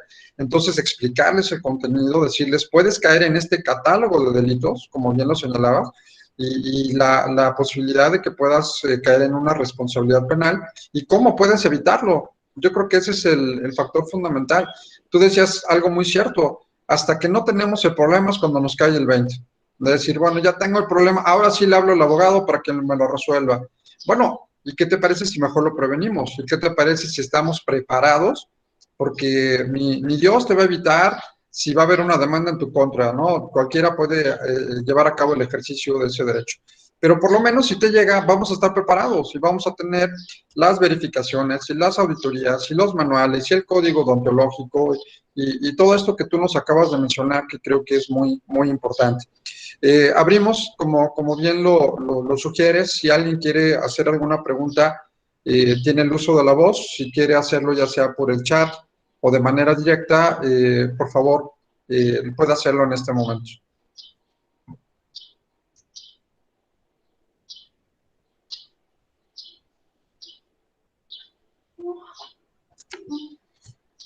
¿Alguna pregunta, algún complemento, alguna observación, algo que nos gustaría poder compartir? Adelante, José Roberto, por favor. Muchas gracias, doctor. ¿Sí me escuchan? Sí, adelante. Bueno, muy interesante agradecerle al maestro Miguel Ángel Villegas su exposición. Y bueno, yo creo que el 95% de lo que nos expuso es preventivo. Y efectivamente la cultura del empresario mexicano, sobre todo del microempresario, pues es contratar al abogado cuando el problema ya está encima, no antes. Es decir, la prevención, desgraciadamente, en México no es, ni siquiera está valorada ni bien pagada, salvo por algunos empresarios que sí realmente aprecian. En este caso, la pregunta sería, maestro, cuando ya tenemos el problema encima, ¿usted le ha tocado en algún caso asesorar a alguna empresa cuando no hizo la función preventiva y ya se le vino un problema? Uno de sus trabajadores traía, no sé, cargando marihuana en un camión repartidor de leche, qué sé yo. ¿Qué hacer en esos casos? Porque yo creo que van a ser de 100 casos que se nos presenten, pues van a ser yo creo que el 99%. Cierro mi comentario. Gracias, maestro Roberto, con gusto. Fíjate que precisamente aquí en esta ciudad de Celaya, precisamente, pasó precisamente esa circunstancia con una empresa que se dedica al brócoli. Es una empresa cercana aquí a Celaya que se dedica para importar. Y pasó eso que estás comentando, precisamente ese brócoli, resulta que fue en la ciudad de Tamaulipas, ahí fue parado resulta que esta unidad de esta empresa que transporta brócoli a Estados Unidos, pues llevaba precisamente marihuana. Entonces el problema es decir, ahora cómo le hago, pues porque pues aquí pues nomás se cargan, se llenan, se pesan y vámonos, pero pues hasta ahí no hay algún mecanismo. Entonces lo que se sugirió precisamente cuando a mí me comentó la persona que es el apoderado legal de esa empresa, le dije, pues precisamente aquí lo que te implica a ti son los mecanismos que se llevan a cabo, lo que tuviste que llevar a cabo y que llevas aparentemente a hacer como un manual. Entonces, lamentablemente, maestro Roberto, lo que se tuvo que hacer aquí es, o lo que le sugerí yo, es de que debería haber hecho un manual inmediatamente sencillo donde los trabajadores se les hubiera manejado precisamente ese tipo de cuál era el mecanismo, cómo iban a estar cargando, descargando, como un manual interno que ellos tenían y que ya sabían, y implementarlo precisamente, yo les reforzarlo, pues lógicamente le dije, con testigos, por la cuestión precisamente, Roberto, de que se había dado esa indicación para que él pudiera ofrecer datos de prueba que soportaran lógicamente ese documento. ¿Por qué? Porque aquí lo que él tenía como problema era que era la pregunta, ¿cómo le hago? Pues lógicamente para señalarle que sí seguimos las indicaciones o los manuales de la empresa. Y entonces precisamente tuvimos que crear, lamentablemente ahí, pues digo, como abogado tenemos que ser sinceros, tuvimos que emplear algo, crear algo después que no existía, Roberto, para poderlo soportar con otros datos de prueba.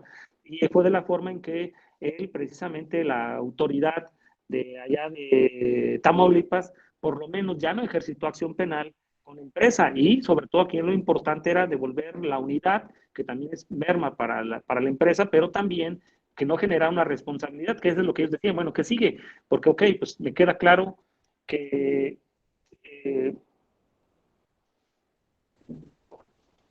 permítame tantito, ¿eh? ¿Sí me escucha? Sí, sí, sí, escuchamos. ¿Sí me escuchan, maestros?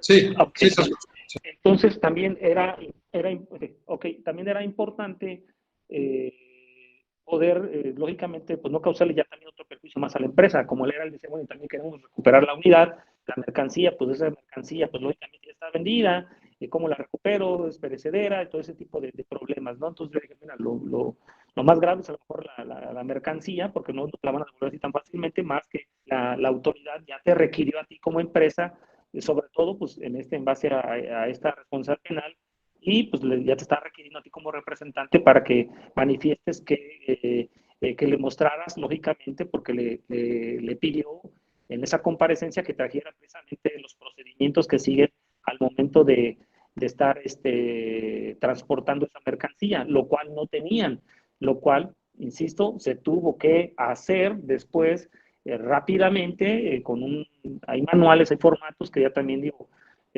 como dijo el doctor Sergio, con los que ya manejamos con algunas empresas, manejamos ya ciertos formatitos que ya se les da, que van reuniendo esas características de ese manual, y fue de la forma, maestro Roberto, que él pudo solventarlo, y hasta este momento, pues lógicamente, la autoridad por lo menos no ha ejercitado de acción penal con esa empresa, sí con insisto, con la persona física, pero ya no con la empresa, que ya fue ganancia, aunque lo grave para ellos fue que la mercancía se echó a perder por los tiempos en que la autoridad acordó y debatíamos, lógicamente, esa famosa observancia, esos mecanismos, esos manuales que ellos sí observaron, ¿no?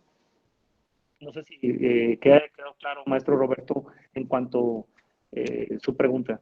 Sí, muchas gracias, maestro Miguel Ángel. Muchas gracias. Una pregunta también. Tú has tenido la oportunidad de estar en la Procuraduría, ahora Fiscalía, como servidor público, y por otro lado, en la actualidad como abogado defensor y como abogado penalista. Obviamente el compliance en la parte penal, pues busca el apoyar a las empresas. Eso es un marco jurídico de prevención para erradicar la posible responsabilidad penal de las personas jurídicas colectivas. En ese orden de ideas, tu punto de vista, de ahorita estamos conociendo la parte del compliance, porque finalmente estamos de este lado, ¿no? Del esquema, de la relación procesal.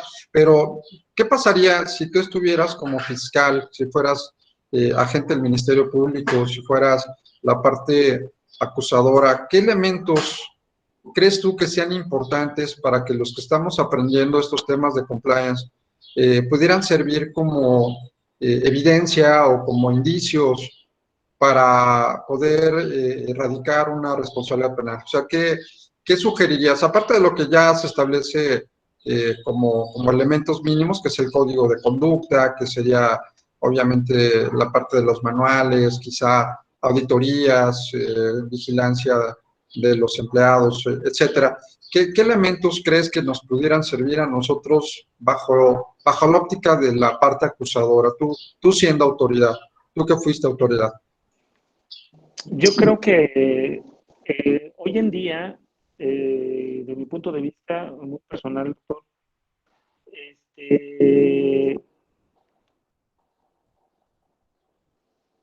para mí, yo sugeriría dos cosas, para mí lo vería yo muy importantes. Una de ellas es, lo digo por los criterios que están asumiendo hoy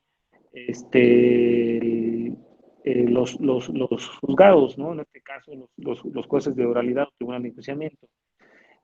ellos dan mucha credibilidad, sobre todo a la parte demostrativa, a través de la cuestión de las pruebas documentales, a los datos de pruebas en materia documental.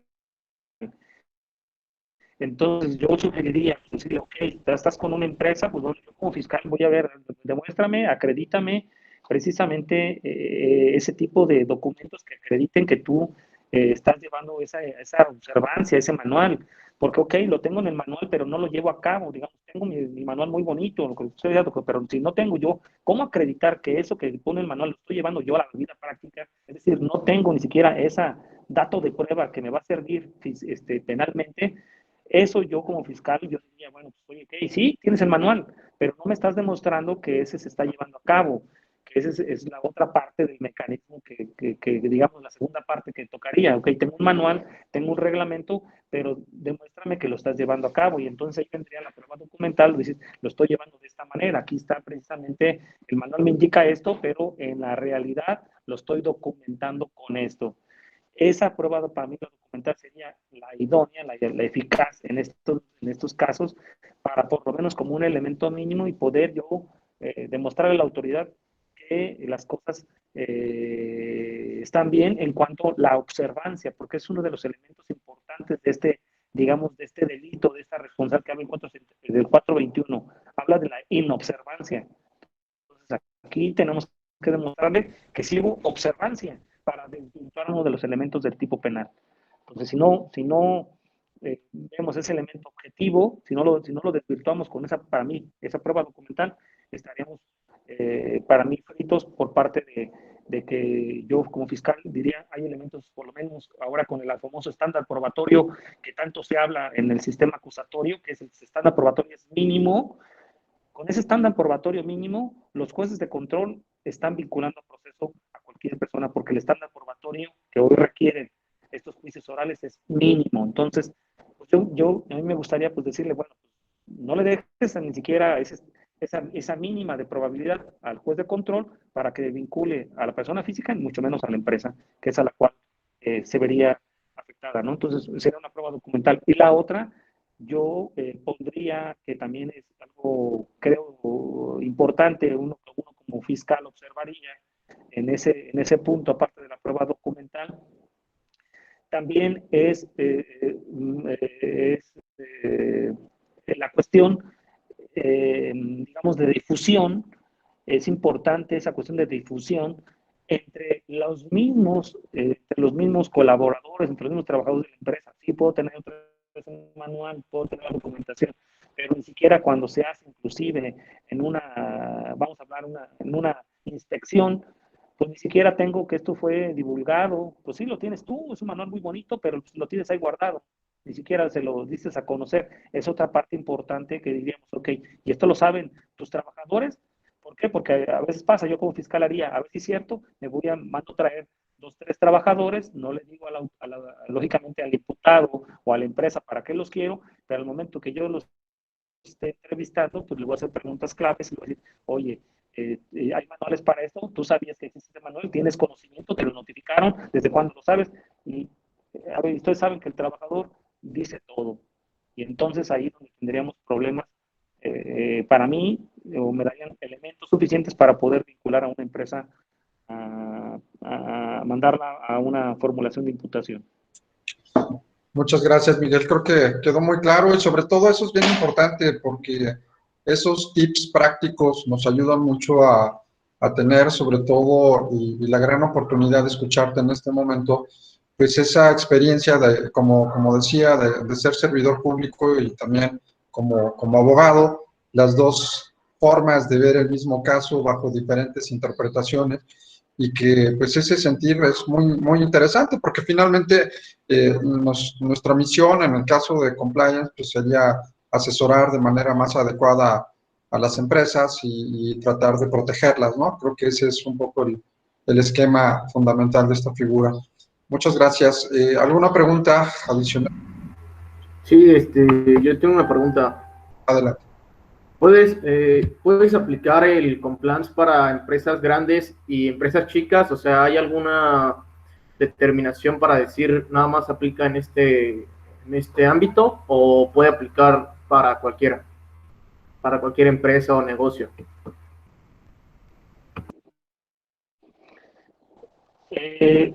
Precisamente con este compliance, lógicamente es para cualquier tipo de empresa, ¿no? Chica, mediana o gran empresa, nacional o transnacional.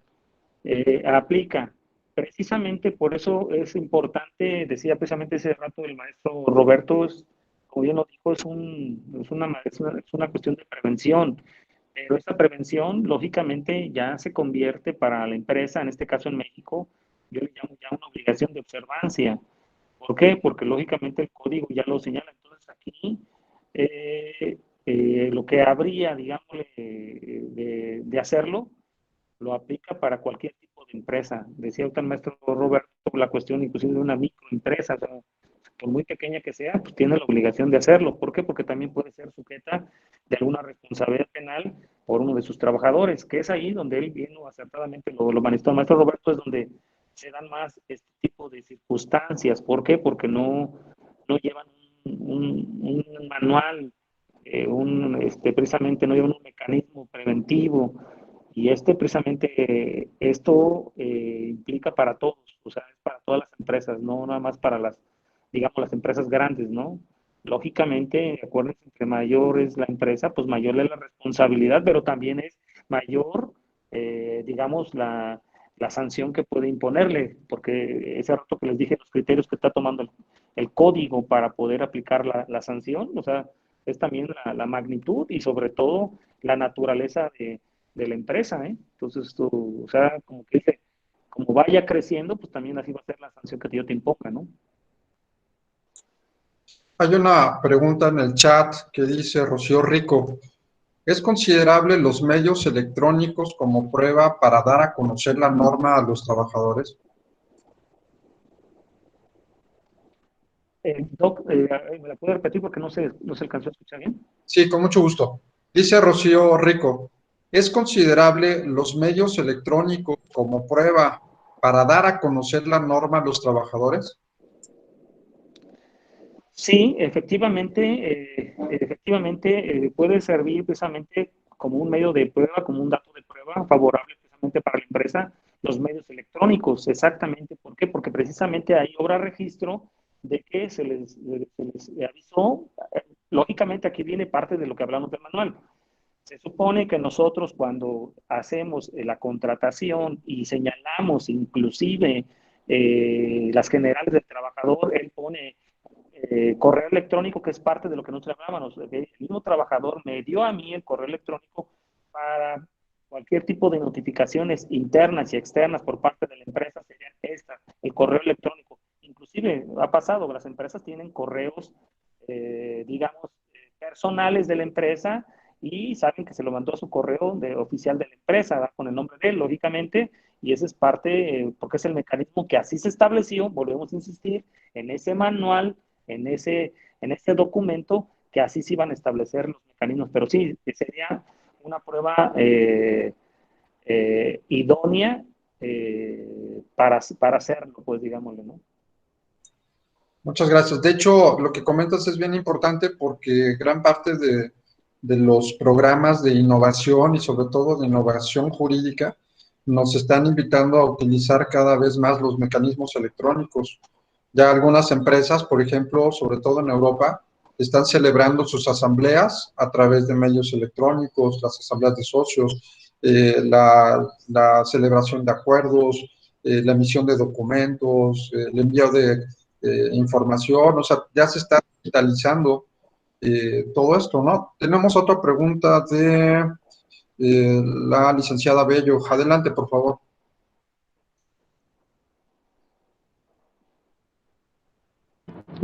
Sí, tengo la pregunta de qué es lo que debe de contener ese manual. De tanto como ciertas características hasta ciertos rasgos que pueden venir en el manual para que pueda ser considerado calificado. Correcto. Sí, mira, voy a ser nada más genérico, ¿eh? No quiere decir que nada más esto contenga, porque como bien lo refirió el doctor, debemos adecuarlo a las condiciones de la empresa, a las condiciones de las funciones que desempeña. Pero, por ejemplo, vamos a señalarle, el manual, vamos a hacer un manual de tan solo de organización, que es el básico que debemos de tener todos, sobre todo en funciones. Esto es muy importante, hablo manejé la cuestión de las funciones, ok, tengo que poner en mi manual desde que el gerente, qué funciones tiene el gerente, después el supervisor, cuáles son sus funciones.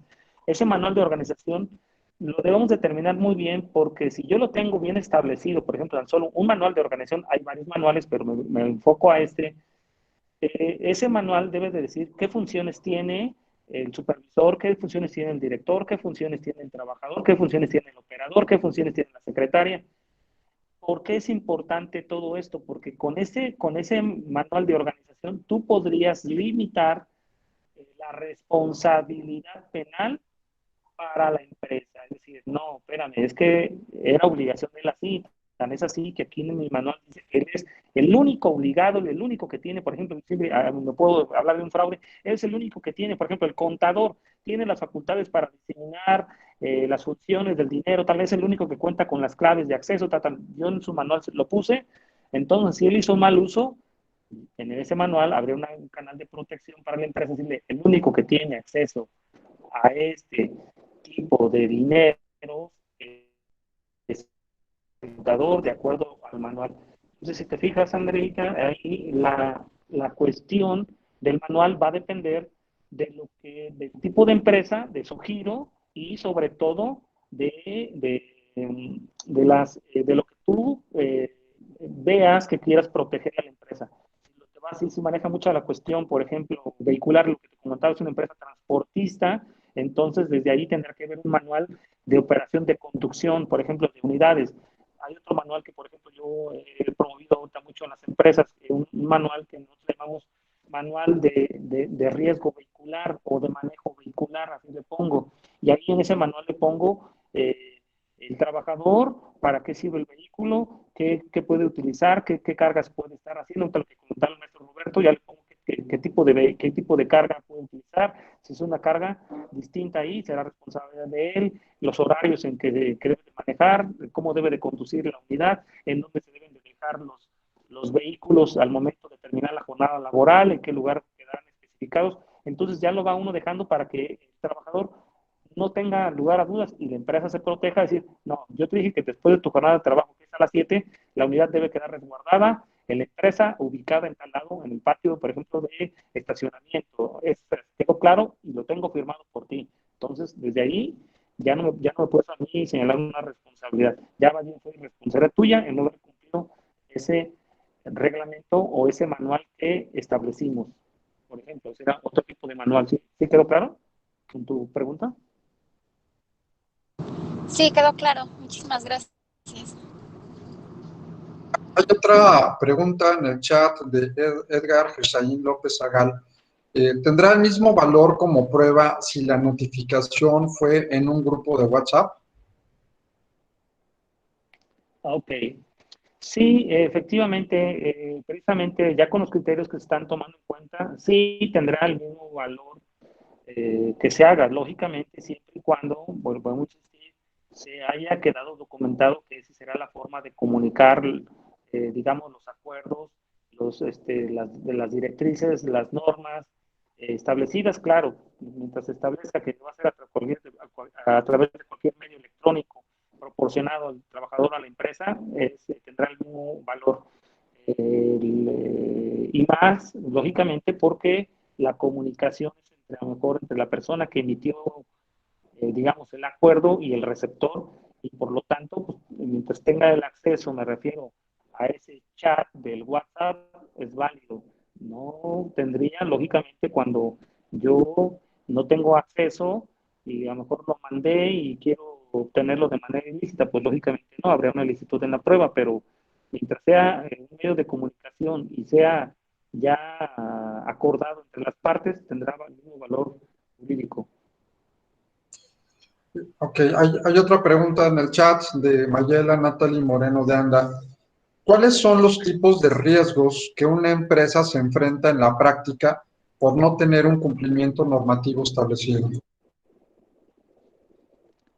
Bueno, lo más común que se tiene es hoy en día es está muy de moda la famoso, que ha habido ahorita problemas, o por lo menos, digamos, consultas que ya me han realizado, es en materia, en la cuestión penal, en lo relativo a hechos de tránsito donde hay personas sin vida, ¿no? Entonces hay unos homicidios, los homicidios ya sea culposos sobre todo, ¿no? Eso es lo que uno hay. ¿Por qué? Porque resulta, pues, lógicamente, que no hay un manual, un mecanismo que generó sobre todo en los, volvemos a en los hechos de tránsito, eso es lo muy, muy común que existe, pero también está cobrando relevancia hoy en día con las nuevas normas fiscales, también el famoso lavado de dinero, es decir, en los mecanismos, ahorita me llegó uno últimamente, uno hace poquito, de esos movimientos fiscales que hace la empresa y que aparentemente, de acuerdo al contador, dices que eso no me obliga a mí a reportarlo al fisco. Sin embargo, en la revisión que hicieron a esa empresa, le resaltó o resultó de esa acta de visita que porque no había no justificado de dónde, a dónde derivó, dónde erogó, y entonces ahorita tienen ese problema fiscalmente hablando. Entonces, esos son los más comunes ahorita en la cuestión de los dineros, ¿no? A dónde van, sobre todo por las cuestiones que ustedes conocen que está pasando en nuestro país, por eso se han puesto más estrictos en materia fiscal con las empresas. Inclusive, ustedes lo saben, ahora nosotros también como personas físicas, si vamos a hacer una transacción, pues ya tenemos que saber ya nuestra ubicación con el efecto de saber dónde está la transacción, y también a veces pasa que fiscalmente tenemos que estar justificando a dónde fueron a parar esos dineros o dónde llegaron esos dineros, y es una forma, si llevo un control, me refiero contable, pues no va a haber problema, pero si yo no llevo ningún control de mis egresos, ahí sería el problema. Pero lo más común es hechos de tránsito, es el pan de cada día, digamos, ahorita lo que más común que sufren las empresas, porque no hay un mecanismo regulatorio o un manual, un protocolo en el manejo de sus unidades. Eso es lo más común que me ha tocado ahorita en consulta con las empresas, y recordando que en todo el país ya se señala de que la responsabilidad por una persona equivale a 5,000 salarios mínimos. Estamos hablando que si el salario mínimo está, vamos a hablar de 120,000, pues ya de entrada estamos hablando cerca de 1 millón de pesos por la muerte de una persona, que la empresa tendría que entrarle al quite también ahí. Si se derivó, insisto, de una inobservancia que le incumbía en su organización. Hay una última pregunta también en el chat. Y por otra parte, ¿qué tan capacitados están los jueces en materia penal para atender y resolver este tipo de controversias? Y dice, muchas gracias, en este caso es Mayela Natalie Moreno. Muchas gracias por responder y excelente ponencia. Voy a hablar nomás honestamente en el tema de aquí de los jueces del estado de Guanajuato, que es con los que tenemos más contacto. Considero que los jueces en esta materia están capacitados. Considero que inclusive Guanajuato a nivel nacional en materia de juicios orales ha repuntado, inclusive somos también un referente a nivel nacional respecto a los juicios orales. Por lo tanto, los jueces sí están capacitados en estos temas, sí están, creo yo que conocen inclusive del tema, inclusive me refiero, porque es un tema nuevo, me refiero pues para el estado de Guanajuato, tanto el tema del compliance como el tema, lógicamente, de los juicios orales. Pero sin embargo, han recibido diversas capacitaciones muy profesionales, inclusive pues lo ve uno precisamente en las audiencias. Y ahí que yo considero que si están capacitados, lógicamente que todo esto más bien, diría yo, que me hizo esta pregunta, diría yo más bien que nos faltaría a nosotros como abogados, como estudiosos del derecho, seguir estudiando seguir aprendiendo, seguir investigando más sobre este tema del compliance, que es un tema novedoso, insisto, no estamos apenas iniciando. Ya en la Unión Europea, pues ya lógicamente pues ellos ya nos llevan 2 o 3 pasos adelante. Entonces, para nosotros esto es nuevo, porque inclusive podemos comentarle con sus colegas todavía, o algunos, y algunos desconocen que esto sea posible, ¿no? Dicen, no, esto no es posible, ¿no? ¿Por qué? Porque a lo mejor no conocemos que ya el Código Nacional de Procedimientos Penales lo indica, pero sí es algo muy novedoso que yo los invito a que sigamos investigando, sigamos aprendiendo también, digo, porque también uno también va aprendiendo nuevos criterios y nuevos paradigmas que van a surgir, ténganlo por seguro, con este nuevo tratado del TEMEC, que también trae dentro de su normativa cosas que a las empresas mexicanas están obligadas, y que inclusive muchos de las empresas, cuando ustedes hablan de las empresas del TEMEC, cuando vean alguna empresa que ustedes tengan por ahí, ellos desconocen qué les puede perjudicar o qué les puede beneficiar ese tratado. ¿Por qué? Porque no lo conocen. O sea, no lo han leído por lo menos. Exacto, acabas de decir algo muy importante, los nuevos paradigmas que finalmente nos comprometen a todos los que estamos en esta bella profesión jurídica de seguir avanzando, de seguir conociendo, de seguir profundizando, de seguir innovando inclusive. Y bueno, pues creo que en la parte de la responsabilidad penal aprendimos mucho el día de ahora en este nuevo esquema del compliance. Así es que, pues nuevamente, Miguel Ángel, nuestro reconocimiento, nuestro agradecimiento, que no sea la última vez que podamos contar con tu valiosa participación para ilustrarnos en estos temas tan interesantes dentro del ámbito penal. Así es que, pues, un saludo muy afectuoso. Muchas gracias por haber compartido contigo, con nosotros, esta experiencia. Y, pues, felicidades por aquí, algunos comentarios en el chat, que excelente ponencia, y muchas gracias por tu participación. Así es que, pues, muy agradecidos. Pues el que tengo que agradecer soy yo, doctor. Como siempre, es un placer poder compartir un espacio con usted, el cual obviamente me siento siempre orgulloso de pertenecer a su equipo de trabajo, y sobre todo el de poder participar en temas que siempre son innovadores por parte de usted, que siempre ha pretendido, pues lógicamente, que el jurista, ¿no?, del derecho siga aprendiendo, como usted dijo, y que sobre todo que también se vuelva en un innovador. Y esa parte también me da gusto que me haya tomado en cuenta para formar parte de esta nueva formación de juristas en México. Y yo creo que de aquí, los que estamos aquí presentes, podemos aportarle más a este tema, que es apenas el inicio de muchos paradigmas que van a surgir, y que muchos se van a dar cuenta que esto apenas era el inicio, y que van a encontrarse con otros temas también y dificultades, ¿verdad?, en el mismo actuar, ¿no?, de nuestra carrera, ¿no? No. Y muchas gracias, doctor. Muchas gracias, al contrario, y comentarles a todos los asistentes que este programa, así como todos los proyectos de capacitación y actualización que tenemos, pertenecen a un programa que se llama Aprender Haciendo, de sensibilización en materia de derechos humanos, donde tratamos de llegar a los grupos más vulnerables y tratamos de ayudarlos. Aprendemos en un esquema de la sensibilidad a los derechos humanos, ayudamos porque hay mucha gente que necesita nuestra ayuda, y aparte nos estamos capacitando en temas de vanguardia. Así es que, pues, muy agradecidos a los que nos acompañaron, y por supuesto a nuestro invitado de honor. Y pues muchísimas gracias, muy buenas tardes a todos, que pasen una muy buena tarde, y nuevamente nuestro agradecimiento y reconocimiento, Miguel. Saludos a todos, buenas tardes. Buenas tardes, gracias. Buenas tardes, Sergio, que estés muy bien. Saludos, gracias, doctor Miguel. Gracias.